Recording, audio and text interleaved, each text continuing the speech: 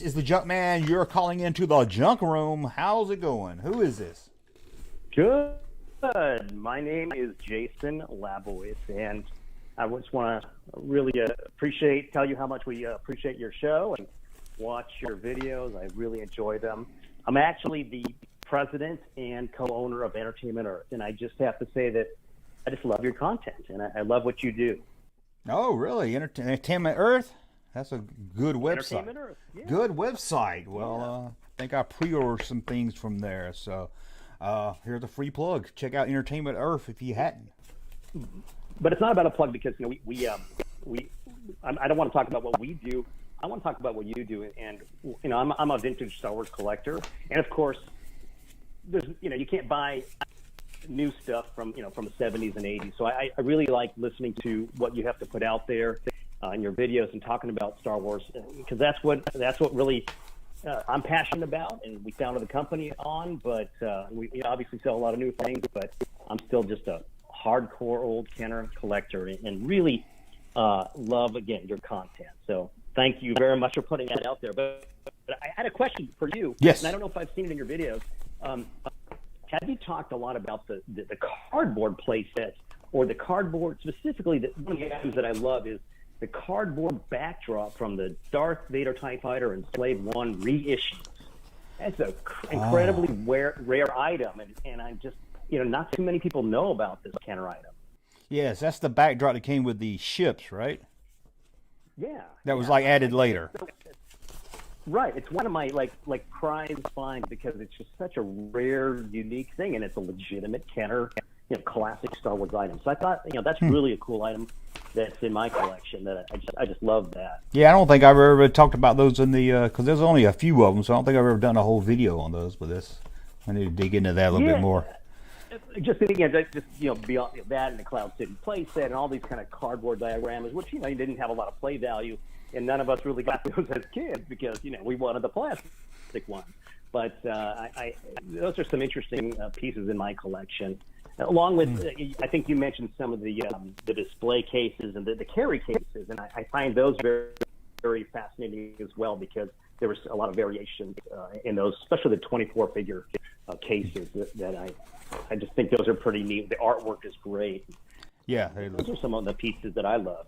Yeah, now I had I talked about in a video a bootleg carrying case. I think everybody had it. It was like Star World, and I love that carrying case.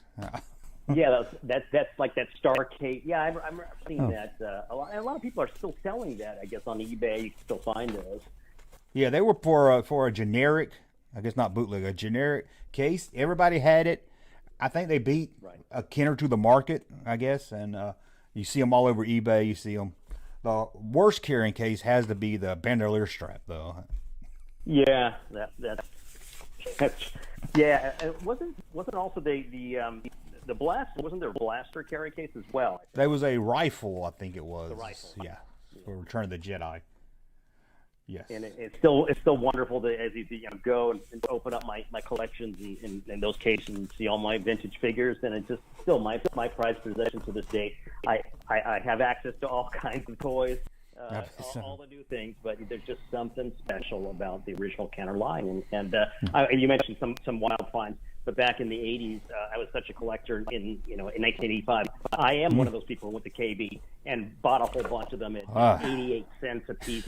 And $1 carded, and I have about 50 of them carded from that time.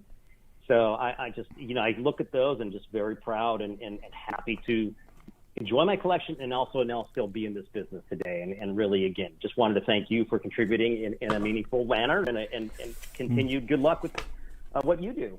Well, thank you, and good luck on your site. That says if anybody out there hadn't checked it out, check out Entertainment Earth. It's one of my go-to places when I need especially vintage or anything else, because sometimes I don't like eBay. I know I can get something real if I go to Entertainment Earth. So thank you. So you started collecting. Hold on, one more thing. You started collecting vintage in the 80s? Well, in the 70s. I started when I was 8 years old. Well, I meant as I was 8 years old. I'm original. I meant as an adult collector, I should say. As an adult collector, but I never stopped. Oh, you never stopped. Okay. So no, I grew up collecting, and I have every box from when I was a kid.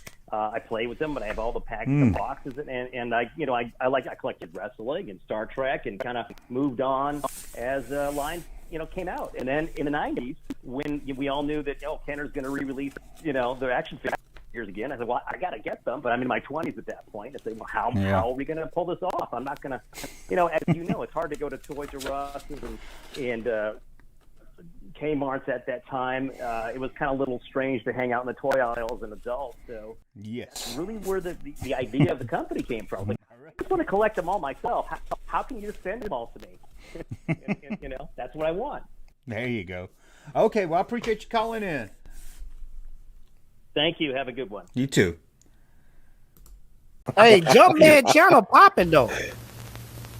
Thank you, sir, for that unsolicited testimony.